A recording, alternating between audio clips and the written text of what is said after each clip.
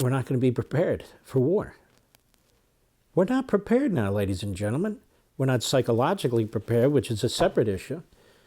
But we spend so much time on stupid stuff. I want to talk about this Chinese jet going after our spy plane in neutral territory. Our Secretary of Defense was asked to meet with his equivalent in Communist China. They said no. Because they're planning for war, ladies and gentlemen. They have nothing to say. One of the things that's not discussed about this budget is the defense budget increases 3%. That's way below inflation.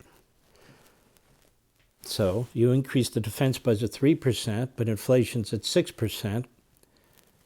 That's a negative 3%. While every other aspect of the budget's going up.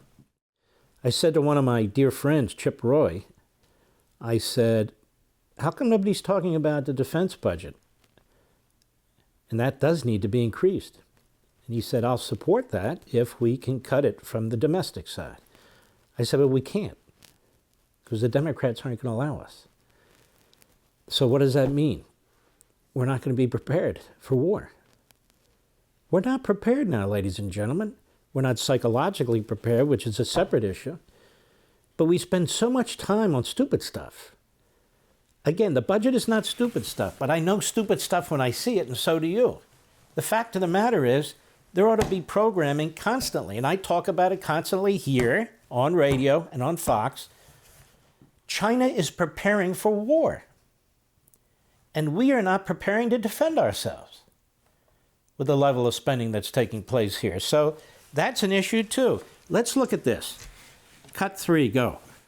Dramatic new video from the Department of Defense shows a close encounter between a Chinese fighter jet and a U.S. reconnaissance plane. The Indo-Pacific Command says the Chinese jet came within 400 feet of the American aircraft on Friday, causing it to shake as it flew through the turbulence wake.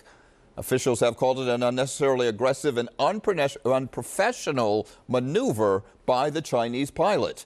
The U.S. says its plane was operating in accordance with international law. Look at this. You don't see the rest of it because of the dashboard there, but I mean, he takes a, boom, flies right near it. And I'm telling you, they're aggressive. They think they can defeat us. That's their mindset. They're humiliating this administration publicly. They want nothing to do with discussions. They, I think, feel that they are transitioning to replacing the United States as the #1 superpower in the world, and I mean superpower militarily, geographically, and economically. And I'm afraid that is happening. That is happening, and it's happening for a number of reasons. Number one, Biden and his administration.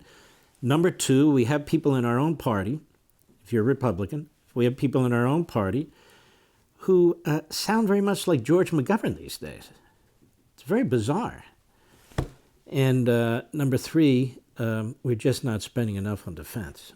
There's another part of the world where I'm concerned war is going to break out. We're not paying enough attention to it. I-24 News is an Israeli station, but this is in English. And IDF chief warns about Iran. Iran is this close, as I keep saying, to having its nukes and being able to put them on top of a missile. Go. An Iranian official says any Israeli attack on its nuclear facilities would spark a wider regional war. He spoke to Al Jazeera network after top Israeli leadership yesterday sent threats towards Iran. In a thinly veiled threat, Defense Minister Yoav Gallant on Tuesday said the recent fighting in the Gaza Strip pales in comparison to the complexity and difficulty of the main goal that Israel is preparing for. The missions in Shield and Arrow were carried out with great success, but the main goal, for which we are preparing, is more complex, more difficult, and more significant. You need to be prepared at any moment. Rafael Yerushalmi, an intelligence officer previously at the IDF and a security analyst, joins us now here in studio. Thank you very much for coming in. Yesterday, we hear the same message from the Chief of Staff of the IDF, from the Prime Minister, and from Minister of Defense. Are those the drums of war that we're hearing? They might be, because there are disquieting elements and factors coming from Iran. They really are advancing very far into their nuclear program. They're also arming themselves with very sophisticated equipment. We also have the coming of the Sukhoi 22 planes from Russia, a better air defense system. All this means that the window of opportunity for a successful Israeli attack is getting smaller and smaller. There might be a need to strike before what we thought would be the proper time to do so. The message, of course, is addressed to the enemy. There's a bit of psychological warfare there, clear signals to the enemy, but also to the potential allies. I think as parallelly to this, we have some kind of negotiations with Saudi Arabia. Yeah. We are telling the Saudis, can we count on you? Will you be there? So there's also a regional message addressed to Arabic countries. Will you be with us in a fight against Iran?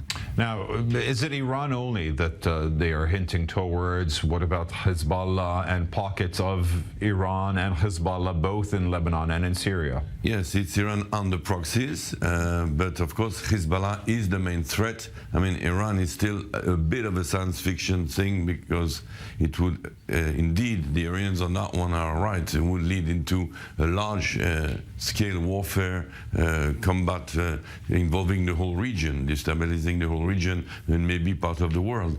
But right now we have a much more local but painful threat is the Hezbollah, because of the number of missiles and rockets that they have, around 120,000, maybe 150,000, and this would be a very, very complicated war. First of all, because of the civilian price on the Israeli side, some of these rockets would reach their targets and we would have civilian casualties, but also on the military side, on the other side, if we do have to enter Lebanese territory, it will be a very dangerous fight. We have not such good experience and memories from the last time we did so in 2006, and this is much more worrisome and intricate. Somehow the smaller enemy is more complicated to deal with than the larger threat of the Iranians. How interlinked are these announcements yesterday by the three top leaders here in Israel to the political developments in the Knesset with the budget being passed? Does Netanyahu now have a green light to act? Well, Netanyahu is always suspected of using security threats as a push for his political moves.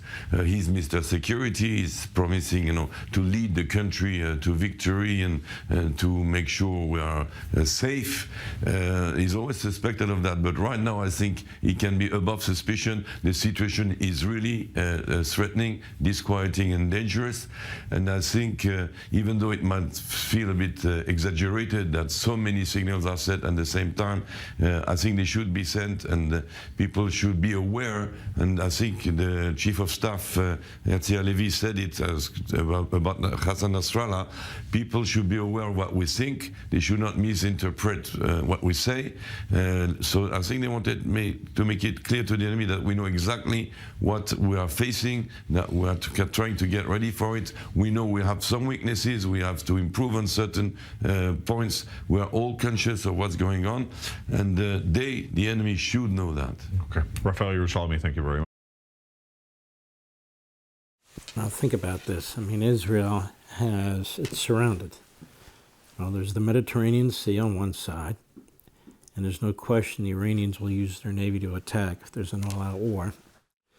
And then you have, to the north, you have Hezbollah, which is basically a major military unit of the Iranian regime. And you heard what he said, 150,000 rockets? I mean, you'd really have to blast away. Then you have Hamas, which is in the Golan Heights.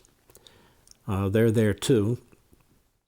You've got Syria, which is on the border of Israel, up near the Golan Heights. And then you've got, of course, Iran. And, as advanced as Israel's technologies are, it's a small country. It only has a certain number of people. And a large percentage of those people will be called up in the military and are in the reserves. I mean, I think it's from age like 18 to 60 or 62. I'm not 100% sure of that, but it's up there. And females as well in many of the positions in the military, because they need the people. They don't have enough people. So this could get ugly very, very fast. And you can see the problem. If Iran gets a nuke, they can blackmail and threaten Israel and anybody else in the Middle East, and it'll be a completely different ballgame there. Completely different ballgame. For all this and much more, sign up for Levin TV.